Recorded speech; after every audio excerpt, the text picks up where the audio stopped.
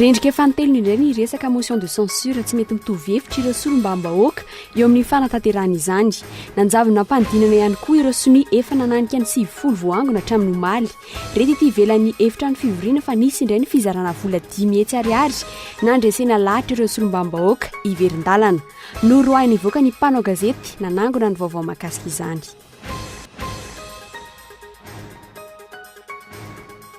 Afera andramena nitsahatra hoy ny ministra Antelme Rampara ny fanapahana ireo azo sarobidy androany tsy araka izany nefa ny zava-misy fanapahana azo manara-penitra no misy any Soalala amin'izao fotoana izao.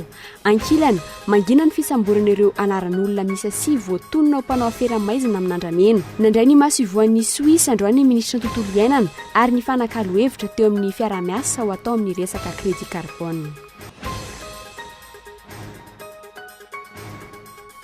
Nitifitena ny garde de corps ny ministra ny fantanjahantena rehefa avy nitifitra nahafaty ny zanaka vavin'ny ministra tao amin'ny centre hospitalier Tambohibe Fianarantsoa no nisy nanatitra ny vata mangatsiaka an'ilay tovavy tokony 10 taona niaraka tamin'ilay garde de corps izay mbola ao amin'ny sampana famelomana aina raha ny vaovao farany voaray. Teo amin'ny tratra no nitifirana ilay zazavavy ka nahafaty azy tamin'ny 3 ora sasany hariva teo no vita ny autopsie an'io zazavavy io ary efa lasa nentina any Ambalavao ny razana.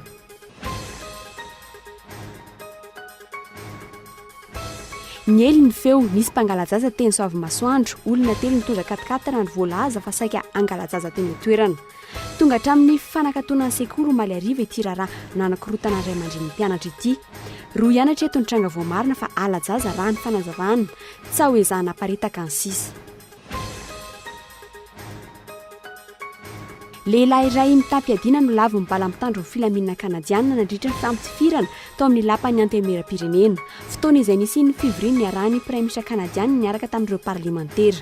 Ny praiminisitra izay manasokajy ity fihetsika ity ho asa fampiroroana. Miandy indinizay avy hatrany.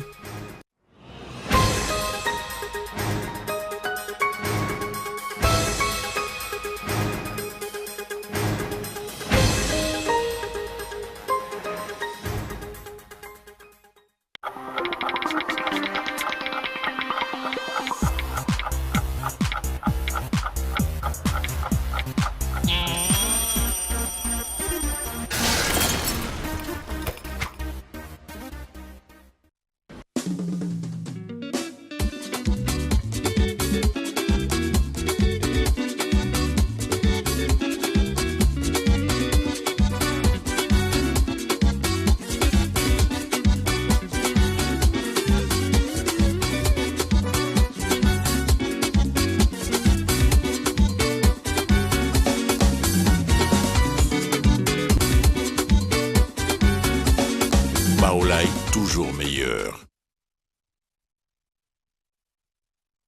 Université assez Manakambaïn, en partenariat avec IOSEG School of Management de Lille et de Paris, RUN, Réseau International Universitaire de Création Numérique, présente les filières suivantes: communication d'entreprise et communication publicitaire, gestion et management des affaires, droit et sciences politiques, informatique et électronique.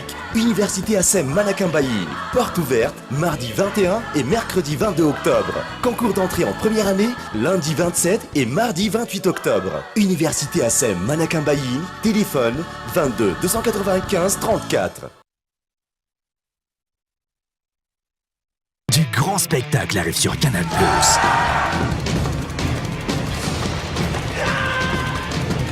Ben voilà! De qui s'agit-il? Mais qu'est-ce qu'ils ont, Jerry? Qu'est-ce qui se passe?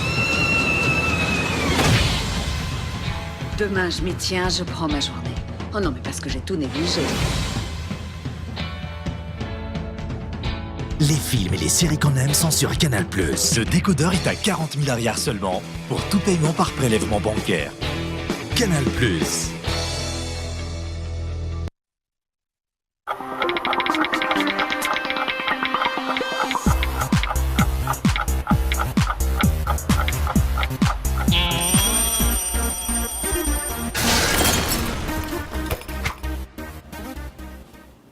Ankasitrana ianao mpanaraka tsy tapaka ny fahitalavitra ny KOLO TV miarabanao ary manasanao indray naraka ny fampahalam-baovao hatramin'ny farany. Vaovao avy any anivo ny anteny miram-pirenena avy hatrany rendrika fanotelony indray ny motion de censure tsy mety mitovy hevitra ireo solombavambahoaka eo amin'ny fantanterahana izany nanjavona mpanodinana ihany koa ireo sonia efa nananika ny 90 voangona hatramin'ny omaly irety ety ivelan'ny efitrano fivoriana fa nisy indray ny fizarana vola 10 tsy ariary nandresena lahatra ireo solombavambahoaka iverin-dalana noroahana ivoaka ny mpanao gazety nanangona ny vaovao mahakasika izany. Erinirina rabara no tatitra ny mahakasika izay.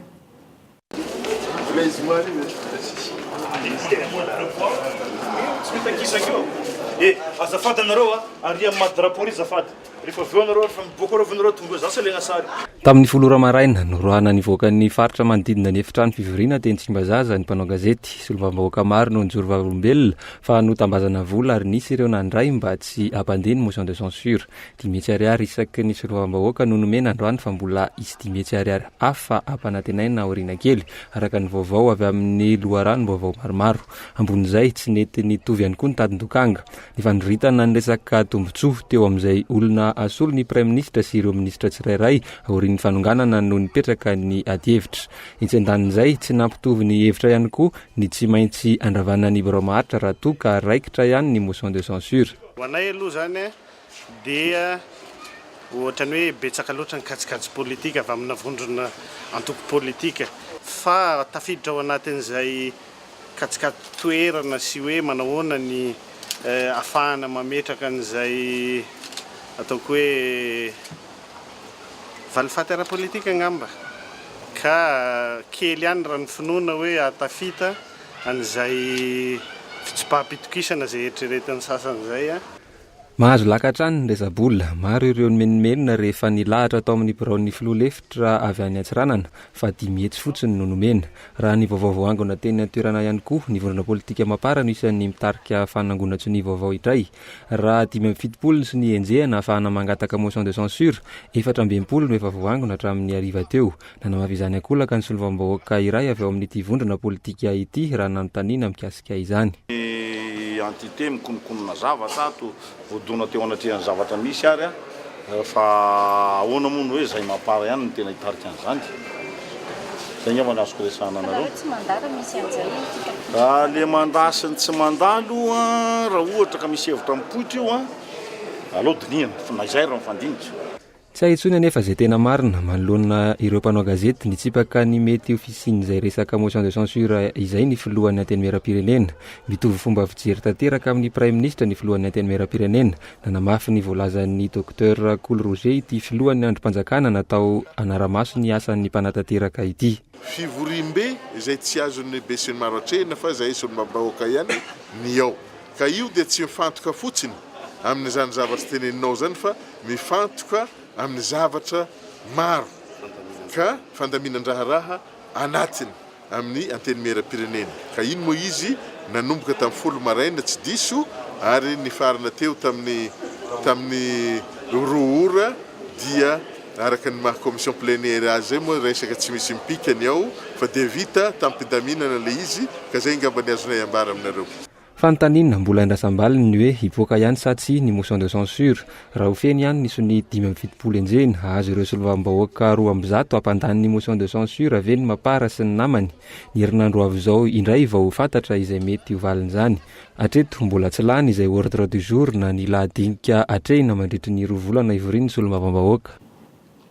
Fantatra moa fa nisy ny fivoriana izay notariny ny solombavambahoaka Vaovao na ilay soa Jean-Pierre io arivo io tetsy amin'ny hôtel Colbert ary nivoaka tamin'izany fa hoe nahavita nanangona sonia ny solombavambahoaka 100 anohanana ny gouvernemanta Roger ity solombavambahoaka ity député anantala ity izany zao no azo ambara fa isan'ny solombavambahoaka misongadina indrindra eny Tsimbazaza eny raha ny fivoarany raharaham-pirenena ny amafy ny fatorana eo aminy sy ny antokony ny filohampirenena rehefa niemitra tamin'ny metra-pialana izay nokasainy tao anatin'ny vondrona parlementaire HVM izy.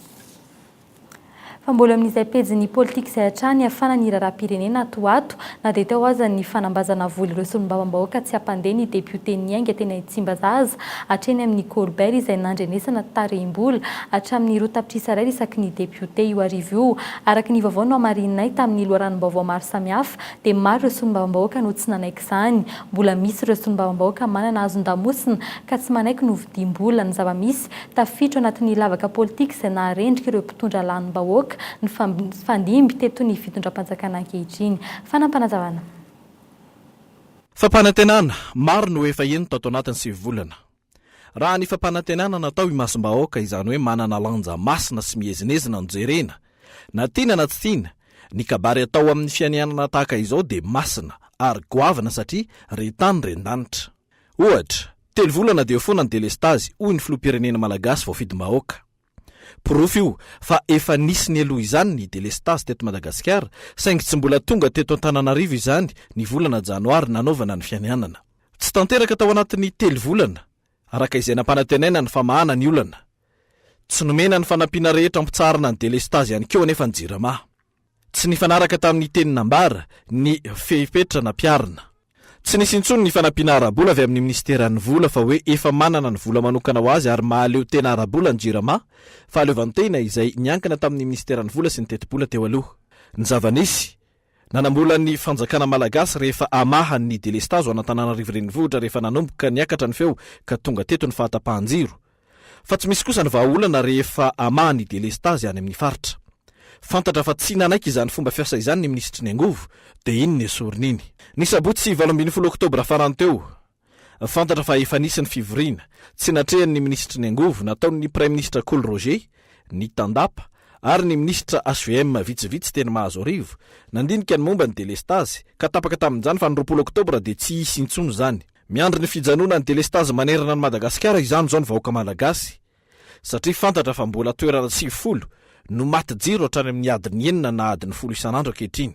Mampametra-panontaniana ihany koa manoloana izany ny hoe inona ny marodrefy andrefesana ny tsy fahombiazany ny mpitondra fanjakana iray. Ny tsy fanatanterahany ara-potoana ny fampanantenana nataony ve tahaka ny fampianarana maimaim-pony eny amin'ny EPP, ny fampidirana mpampianatra FRAM, ny fanafoanana ny delestazy ao anatin'ny 3 volana, ny dondatabatra inefatra nataon'ny fiarahamonim-pirenena ny verimberina tato anatin'ny 6 volana ve? Sa ny valala efa inroniditra teto an-drenivohitra sy ny manodidina izay nampikaikaika ny tahatsapam-boly amin'ny faharavan'ny vokatra sy ny voly. Nalemy ny fanjakana rehefa nitsangatsangana teny Ambohitsirohitra sy Avoloteny ny valala. No iverina fa hiatrikady taoriany ireny fanafiam-balala ireny ka efa mailao amin'izay. Vao omaly indray anefa fakimaly. Niverina indray ary nojerem-potsiny ny valala teny Ivatsy sy manodidina teny. Nandalo hatreny Ampitatafika. Mampametra-panontaniana ny hoe sa very efa tahatsapam-boly no mikaikaika dia tsy marodrefy ahafahana mahita ny fahombiazana na tsy ho an'ny tompona ndraiky mpanjakana iray izany satria tantsatsy grevy ary tsy tokona no sady tsy monina eto atapy-tanàna ny renivohitra ihany koa.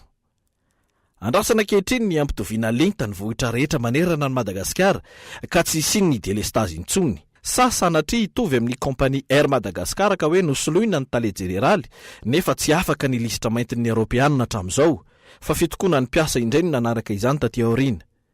Inona no ataon'ny fanjakana amin'ity vidike nombo tsy mitsaha miakatra ity kanefa dia ny aty volaniny isa-tokantrano no voakasika izany. Ny enombo mantsy izao no ena mora indrindra azo fidiana. Eo ihany koa ny trafikan'ny omby izay mbola mitohy hatramin'izao tahaka ny fanapahana bois de rose izay tsy mety mitsahatra. Engane hoy ny olon-tsotra mba ho tena vahaolana hitondra soa ho an'ny vahoaka malagasy ny fomba mampietsika ataon'ny fanjakana ankehitriny fa izany no irina ka tsy verina intsony ireo fampanantenana tsy vita tao anatin'izay 7 volana izay. Fa tsy miova kosa ny hevitry ny antoko politika VPM malagasy miara-miainga taoriany efa nesorina ny ministry ny angovo fienena Richard naneho ny heviny ny filohan'ny vondrona parlementaire VPM malagasy miara-miainga afapo tamin'ny ezaka natao sy ny fomba nitantana ny ministera ny angovo fa indrindra ny tsy fanekena ny tsindry izay mety ho niteraka fisaraham-bazana eo amin'ny samy malagasy amin'ny fitsinjarana ny herinaratra nananavahana ny teto an-drenivohitra sy ny any amin'ny faritany. Ity ministry ity izay efa nanambara fa ampiatso audit anaovana ampamoaka mahakasika ny raharaha mihodina rehetra ao amin'ny orinasa mpanjakana jirama ny aloha ny nanesorana azy. Eriny Narabary. Tato anatin'ny folo taona izao tsy nahita-mbaolana ny orinasa Jirama fa matsimbola avy amin'ny fanjakana no nampidinana ity orinasa mpanjakana ity nandritra ny fitondrana tetezamita. Nofoanana nefa izany famatsimbola izany tamin'ny fiatombohan'ity repoblika fa efatra ity. Ny amafatrany ny delestage nanerana ny Madagasikara. Nilaza ny filoham-pirenena nandritra ny fiaonany tamin'ny mpanao gazety fa ny afera maloto ao amin'ity orinasa ity no isan'ny mamafy ny fanafoanana ny delestage. Ny alohan'ny fanesorana azy nanamafy ny ministry ny Angovo Maly fa ho avy tsy ela ny audit ka aorian'izay vao hita izay tena vahaolana. Manao azy tika zao. Ny programa rehetra dia any amin'ny farany taona any zany tokony mivoaka daholo zany rehetra zany. Ny audit de contrat, ny audit de gestion, ny étude sur la planification, ny politique vaovao amin'ny Angovo. Rehefa avy eo zany manana zavatra amin'izay tsika hoentina miatrika an'ity olana ity. Rehatra amin'ny androany fa ho sarotra ny voan'ny audit sy ny vokatra izany. Rehany koa anefa fa ho raisin'ny fanjakana tanana ny fanaovana izany audit izany amin'ny alalan'ny kabinetra tsy miankina iray any tanakavanan'ny filoham-pirenena. Mipetraka ny aya, misy tombotsoan'olona voakitikitika amin'ny firosoana amin'ny audit ve? Ho an'ny vondrona parlementaire VPM malagasy miara-miaingy, tsy nampiova ny fomba fijerin'ity atoko politika ity ny fanapahan-kevitry ny fitondram-panjakana saingy tsy tokony isy ny mijanona tsindrinila. Ny fijerinay manokana dia tsy ny delestage ihany no manahirana eto amin'ny firenena fa ohatra hoe ireny olana nisy teo amin'ny kompanie ramady ireny, maninona ny ministra ny transport no tsy esorina, ny olana misy eo amin'ny ministra ny élevage izay raha mahalala fa manangizingizana tamin'ny haino aman-jery izy fa roapolo ihany ny omby maty ny votovorona amin'ny abatoara taon'ny Sinoa nefa rehefa tena jerena le izy miakatra hatrany amin'ny 300. Na dia efa reteny amin'ny anteny miara-pirenena azy androany fa tsy hijanona eto ity fanoloana minisitra ity, tsy mbola nisy filazana tamin'ny fomba ofisialy navoaka ny fitondram-panjakana momba izany. Rehefa misy ny mpikambana avisy Arema ary HVM anarana miverimberina fa hoe apetraka hitondra ny ministeran'ny Angovo. Andrasana izay fivoaran'ny raharaha ny herinandro avy io. Rampitso amin'ny efatrora kosa ny famindra-pahefana ny ampandrinomby eo amin'ny minisitra teo aloha sy ny ministry ny toekarena. Fa naneho ny heviny manoloana ny zava-misy eto amin'ny firenena ny kandida filoham-pirenena teo aloha Sylvain Rabetsarona tsy maintsy atao ary tokony haingy avy any amin'ny fotony fifampiresahana eo amin'ny samy malagasy. Ny fampivaram-pirenena no ahafahan'ny vahiny miara-miasa amin'ny firenena malagasy antoky ny tany tandalana sy ny fanjakana tsara tatan'izany. Fanadina hoentiny ka eto Andretsilavo. Ny fanarahana ny tondrozotra ihany no ahafahana miroso amin'ny fampihavana-pirenena isan'ny voaresaka matetika tato ato. Jireo filoha efatra ny fandimby teto ihany no tokony havana raha ny nambaran'ny Sylvain Rabetsarona, kandida filoham-pirenena teo aloha. Tokony hisy ny fampiresahana eo amin'ny rafitra isan'ambaratonga ny rehetra. Miainga any amin'ny olona tsirairay izany. Samy tsy manaiky ho diso, io ny fototry ny olana. Tsisy mieritreritra hoe diso le olona. Ka ahoana moa ny vanana olona samy mieritreritra azy manana maro. Sa sanatrian'izany mody havana koa dia mody mihavana eo dia mifamily andray avy eo. Fa raha vonona le olona zany tena havana ka tsara sitrapo. Ny tena olana eto ange olona amperinasa ny olona ampivanana zany ary izy olona sasany nisy voafidy, sasany tonga tao amin'ny toerana nitondra fanjakana. Mieritreritra manana marina izy satria tao amperinasa zany. Samy nilaza ny akolafo kely rehetra eto amintsika fa tsy misy afa-tsy ny fampihavana-pirenena ny vahaolana, irosoana amin'ny fanjakana tsara tantana sy ny tany tandalana. Fa nytanina mipetraka manoloana izany ny hoe iza no hitarika, iza no ampihavanina ary roviana no tsy maintsy atomboka izany. Naneho ny heviny momba izany ity kandida ho filoham-pirenena ity. Fahasahoako azy aloha vahiny mampirisika an'ilay malagasy hoe ataovy. Ireo zany tena mitarika, mampirisika angemy zany mitarika. Fa nytanina mipetraka ihany koa ny hoe vonona ny havana marina ve isika malagasy. Nanao fanambarana mitaky ny fampihavana-pirenena ny eo anivon'ny ACS na ny fikambanan'ny CST sy ny senatera teo aloha. Nanterin'izy ireo fa tsy hisy tany tandalana eto raha mbola mitohy ny tsy fandriampahalemana, ny fanaovana trafika sy ny tsy fanarahan-dalàna eto amintsika.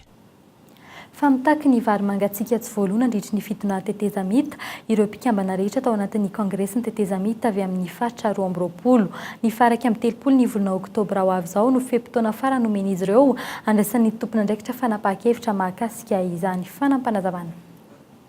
Koa miantso ampanajana ireo mpitondra fanjakana maefa amin'ny handoavana fahavatarany ny 30 Oktobra 2014 izao ireo vary mangatsiaka tsy voaloha.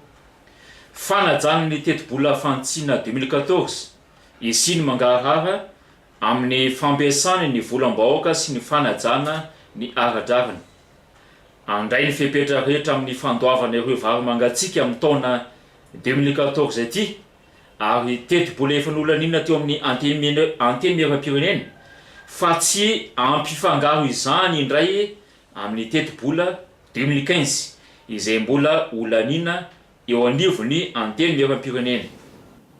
Faraky nefa narahinao tany anatin'ireo lohateny vaovao nitifiteny ilay garde du corps rehefa avy nitifitra nahafaty ny zanaka vavin'ny ministra ny fanatanjahantena tao amin'ny centre hospitalier Tambohibe Fianarantsony nisy nanatra ny vatamangatsika n'ilay tovovavy tokony ho 12 taona teo amin'ny tratrano nitifirana ilay zazavavy ka nahafaty azy.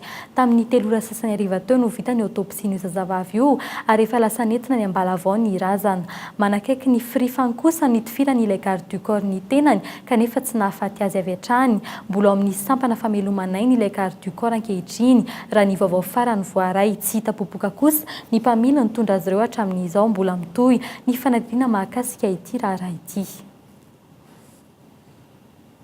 Fa mahakasika ny raharaha bois de rose kosa indray mangina tanteraka ny raharaha andramena nitsahatra ho ny ministra Antelme Ramparany ny fanapahana ireo asarobidy ireo tsy arak'izay nefa ny zava-nisy fanapahana azo manara-penitra ireo andramena ireo misy amin'izao fotoan'izao ao Soalala nandray ny masovony Suisse Eric Mayoraz androany ny ministra ny tontolo iainana raha ny fanakalo-hevitra teo amin'ny fiarah-miasa ho atao amin'ny resaka crédit carbone fanatediana hoentin'ny Michel Ranardzon. Ny volana septambra lasa teo na inona farany ny akony raharaha andramena mpanondrana andramena miisa 7 no notiriny ny ministra ny tontolo iainana tamin'izany. Milamina ny raharaha andramena ary tsy misy intsony ny fanapahana azo araka ny vaovao ofisialy. Prévu anatin'ny conférence condroany misy ny raharaha andramena fa aloha adonoina miasa aloha zao zay miasa raha tsika malala fa tsisy ny exportation aloha zany zao.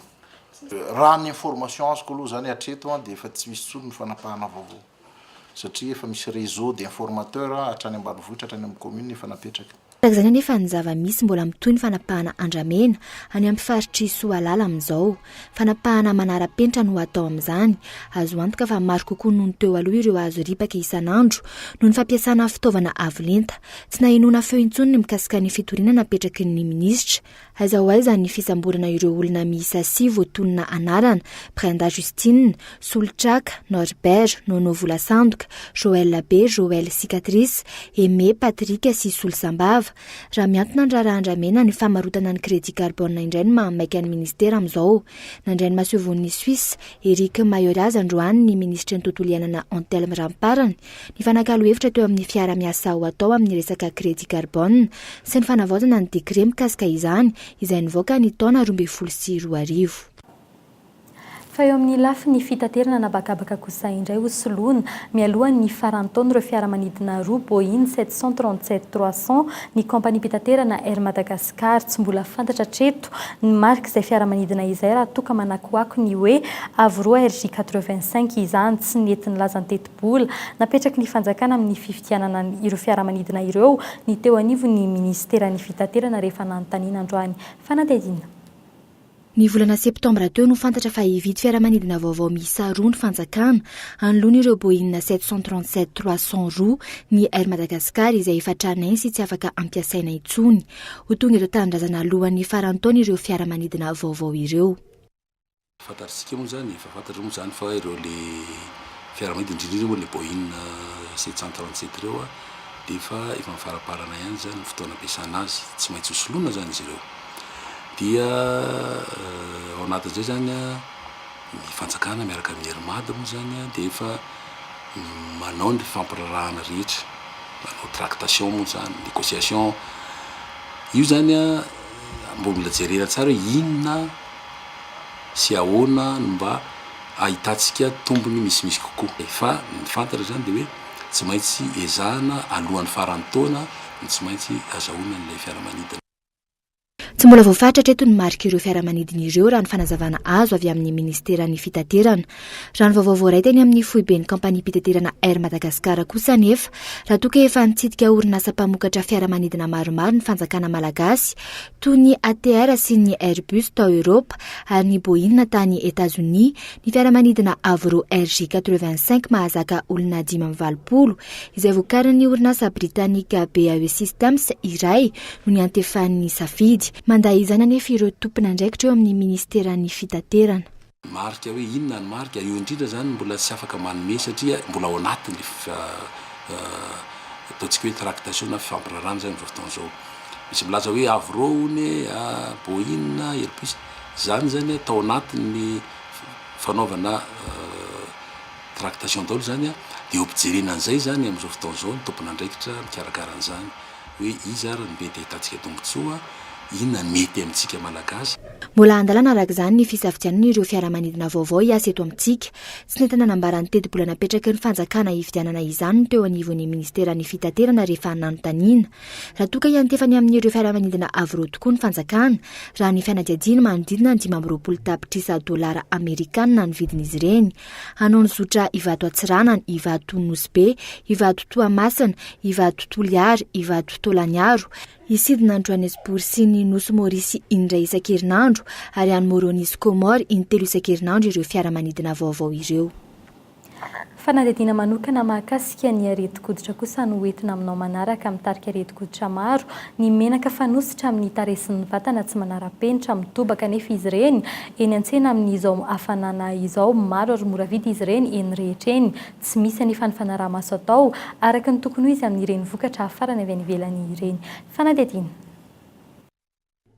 Mora vidy ary mahaliana olona maro ny vokatra fanositra amin'ny vatana sy tarehy hita manerana ny lalana eto an-drenivohitra.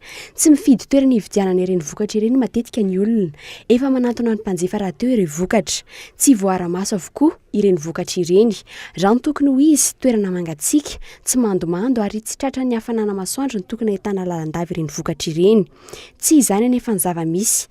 Toerana misy ainandro, hafanana, izany no ahitana ireny vokatra ireny amin'ny ankapobeny. Tsy mampaninona ny olona nefa izany fa ny sarany no hividianan'izy ireo ireny vokatra ireny. Efa mpividy ety ako ny indroa isan-kerinandro izany mandeha mijerijery zavatra ety. Ety le amin'ny sisin-dalana izany mora ety katsy. Dia izay mahatonga anako ety foana mividy zavatra. Na dia produit mitovy marika aza latsaka hatrany amin'ny 30 hatramin'ny 100 ny vidin'ny tena original ny vidin'ny produit hita ety an-toerana tahaka izao. Mila fitandremana ny fampiasana azy ireny amin'ny ankapobeny, tokony ho manam-pahaizana no manondro ny produit iray mety amin'ny hoditry ny olona iray. Matoy ihany koa nefa ireny vokatra samy hafa ireny tafiditra dia tokony hoe mahafeno ny fepetra. Betsaka tokoa moa izao ny produit amparitaka eny rehetra eny fa tokony atao angamba dia fitandremana voalohany indrindra io izany jerena tsara fotsiny ny datin'ilay izy dia mba jerena ihany koa hoe voavakinao ve ilay soratra ao aminy sao dia teny amin'ny teny tsy azonao ilay izy nefa vidinao dia aleo jerena tsara daholo momba izay satria tsy fantatra mihitsy ohatra fotsiny hoe misy produit zany tena tsy maintsy tehirizina anatin'ny toerana mangatsiatsika dia raha voan'ny masoandro ohatra dia mety hivadika zavatra hafa mihitsy dia mila Efa polisan-jato ny olona tonga manatona mpitsabo hoditra eto Antananarivo no marary vokatry ny fansorana vokatra tsy manara-penitra amin'ny hoditra. Saripady ny hoditra ary mora hiaran'ny aretina maro azo avy amin'ny akora simika. Tsy fantatra ny sarambabem-bahoaka nefa izany ka tsy misy fifantenana kely azy ataon'izy ireo amin'ny vokatra ampiasainy. Voalohany indrindra aloha ny dermatologie zany mitsabo ny hoditra. Ny hoditra ohatra ny tova rehetra zany hoe miainy izy dia rehefa marary izy dia tsaboina. Dia ny zavatra rehetra mitobaka eny amin'ny arabe zany tsy fanafody satria ianao rehefa mihina-panafody dia zavatra misarona tsara anaty fonony misy carton amina toerana mety tsara amin'ny température. Raha ohatra ka fanafody mitratra amin'ny masoandro tratra ny randorano mandomando amidy miaraka amin'ny anana sy ny ovy sy ny karaoty tsy fanafody ireny ka dia manimba ny hoditra, tena manimba ny hoditra sady voamaika mitondra voka-dratsy tondra aretina hafandray aty aoriana dia izay zany ny dermatologie zany dermatologue rehetra dia contre tsy manaiky an'ireny fanafody ireny satria mahafaty ireny noho ny hoe manatsara. Marina eo amin'ny 700 ny vehivavy zany tonga mijery fahasalamany aty amin'ny hôpitaly dia vokatry ny fahasimban'ny fampiasana fanafody tsy tsara-dalàna zany ny fanafody amidy any an-dalana ireny. Ny zoma izao amin'ny valora isy fitiliana arakoditra maimaim-poana atao eny amin'ny tokotanin'ny hôpitaly be Velantanana ary etikoditra karazany maro no anaovana fitiliana amin'izany indrindra ny apokana. Fa eo amin'ny lafin'ny fandriampahalemana kosa indray ny elo ny feo omaly fa misy mpangalatsaza miôdio teny Soavy Masoandro olona 3 mitondra 4 no voatonontonona tamin'izany ny farana hatramin'ny fanakatonana ny sekoly izany tranga izany tsy sao ihany anefa izany raha nambara ny mpitandron'ny filamenina tranga 2 ihany no voamarina fa alajaza raha ny antotanisa voaray tato anatin'ny 2 volana fanatedina. Nisa vorovory teny Soavy Masoandro omaly voalaza fa mpangalajaza ireo olona 3 mitondra 4 nijanona teo anoloan'ny EPP. Manoloana ny feo mandeha amin'ny firoborobon'ny alajaza eto an-drenivohitra nandray fepetra avy hatrany ireo ray aman-dren'ny mpianatra nitaiky avy hatrany ny ampodiana zanany izy ireo. Ny afara tamin'ny fanakatonana sekoly izany ny tapakandro ariva. Taorin'izay nandeha niresaka fa fampitahorana fotsiny no niseho ary ny nina natao ampisavorovoroana ny sain'ny ray aman-dreny. Ny fandehan'ilay zavatra maly zany dia nisy ray aman-dren'ny mpianatra zany mpianatra CGE niditra zany dia nanatitra zavatra tao amin'ny tao amin'ny CGE dia andeha voaka zany izy nahita olona anankitelo ny telefona dia va ny telefona zany ireo olona dia hoe efa malalaka be aty fampidino aty ny tomobile izay zany ny teneniny dia nisy 500 madio be tabe zany teny an-tanany dia hoe hiditra aty zany izy dia andeha voaka ilay ray aman-dren'ny mpianatra CGE dia natosony ilay ray aman-dren'ny CGE izy niditra moa ilay ray aman-dren'ny CGE zany voaka dia ohatran'ny nisy nanara-maso zany fihetsika zareo dia ohatran'ny mamy izy zany dia lasa hono izy nandeha dia tsy hita intsony tsy lalehany. Raha ny fanazavany mpitandro filaminana ny tsao no miparitaka amin'izao fotoana izao. Tranga 2 ihany no voamarina fa alajaza tao anatin'ny 2 volana. Ny sisa fanakorontanana fotsiny ihany. Tokony ho mailatrana anefa ny rehetra manoloana izany ka anara-maso ny zanany tsirairay. Ny laza hoe tsy misy ny alajaza tsy marina, misy ny alajaza. Fa le hoe morongatra no tafahoatra loatra izay filazana izay. Fa ny tsao ny be dia be. Nisy alajaza ho ny tarihananiny, nisy alajaza ho ny tary amin'ny sekoly ohatr' izao hoe nefa rehefa tena atao ny famotim-pitorana an'ilay fokotany na le tompona sekoly dia hita hoe tsao le izy. Fanamafisana ny fahamailona ny tokony ataony rehetra manoloana ny toe-javatra toy izao.